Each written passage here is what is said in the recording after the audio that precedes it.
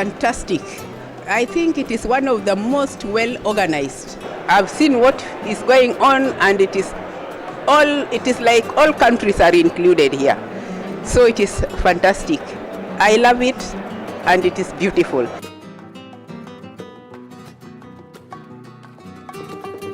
Tourism has something which is particular of it, which is that whatever encounters that you have, they are always in a different environment than your more home environment.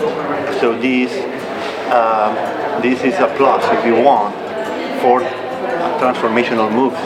Because in a way, transformation requires the encountering the other and to facing the other.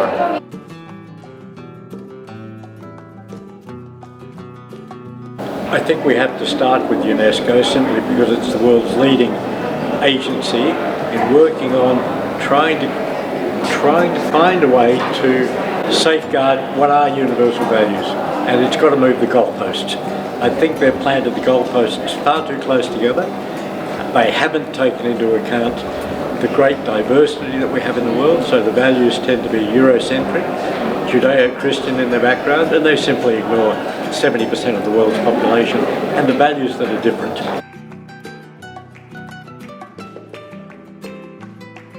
One of the key features of events is their liminal nature. So you enter into a space, the rules that you're accustomed to have the opportunity to dissolve, and you have this true potential to become anything that you want to be. And that is where a lot of people, particularly at Burning Man, find a lot of transformation, is because when those constraints fall away, when you create a safe atmosphere, you create this opportunity for possibility.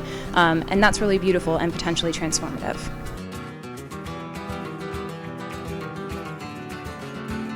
We are connected within networks, but these networks are neither static, and the actors of the networks are not static subjects, but there are forces that are changing things from second to second. So the philosophy of Deleuze, instead of being a philosophy of entities, is a philosophy of becoming, of events.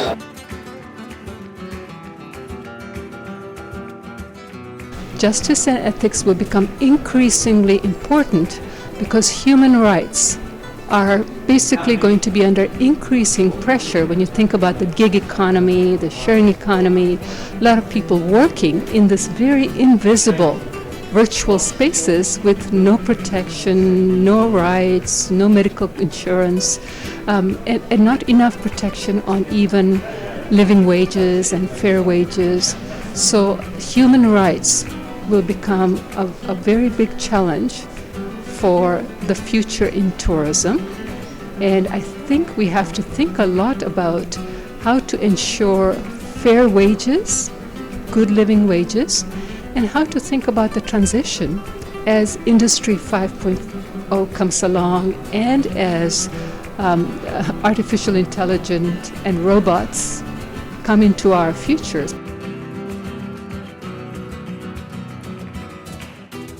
So much of the service industry is going to become more and more automatic. And I think we have to prepare for that, recognizing that it's not just climate crisis that's going to be a huge problem for justice and ethics to be a critical consideration as we get into doing more tourism.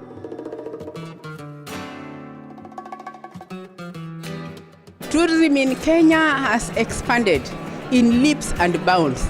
Originally, we had places like Masai Mara, which were not, the infrastructure was a bit challenging.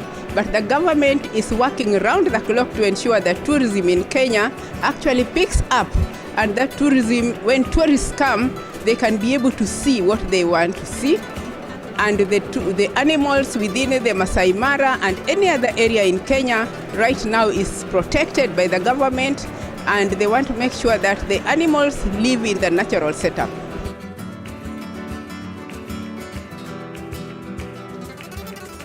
We need to radically change not only how we do research, but also how we develop tourism.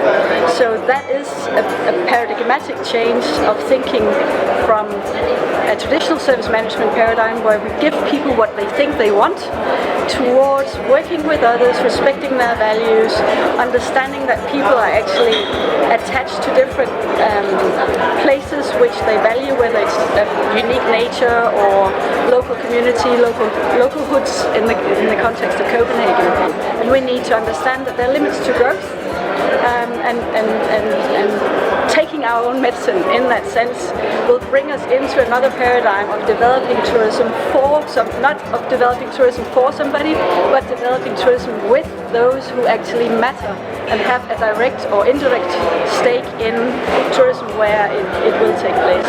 And that's why we advocate the notion of tourism co-design, not co-creation, but tourism co-design, because it leverages a space of possibilities where we can begin to identify latent opportunities with others in order to do better.